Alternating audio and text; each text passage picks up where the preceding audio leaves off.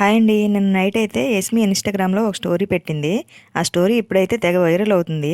ఆ స్టోరీ ఎవరి కోసం పెట్టింది, ఎందుకు పెట్టింది అనేది తెలీదు. ఇంతకీ ఆ స్టోరీ ఏంటంటే, మీ కథలో విలన్‌గా ఉండడానికి నాకు ఎటువంటి అభ్యంతరం లేదు. ఎందుకంటే నా దృష్టిలో మీరందరూ జోకర్స్ కాబట్టి.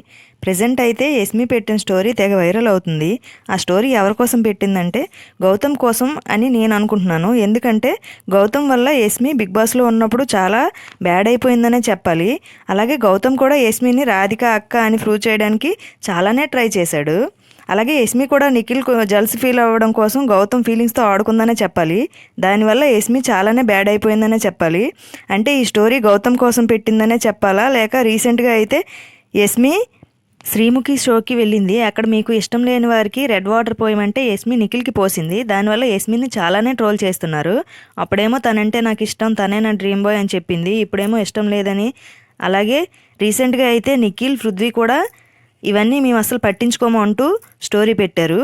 వీళ్ళందరూ ఎవరి కోసం స్టోరీ ఇంతకీ వీళ్ళ లైఫ్లో విలన్స్ ఎవరు, వీళ్ళు ఎవరి కోసం పెడుతున్నారు ఈ స్టోరీ ఉద్దేశించి, వాళ్ళకే తెలియాలి. యస్మి నిఖిల్ని ఉద్దేశించి పెట్టిందా, గౌతమ్ని ఉద్దేశించి పెట్టిందా అనేది కామెంట్ బాక్స్లో చెప్పండి.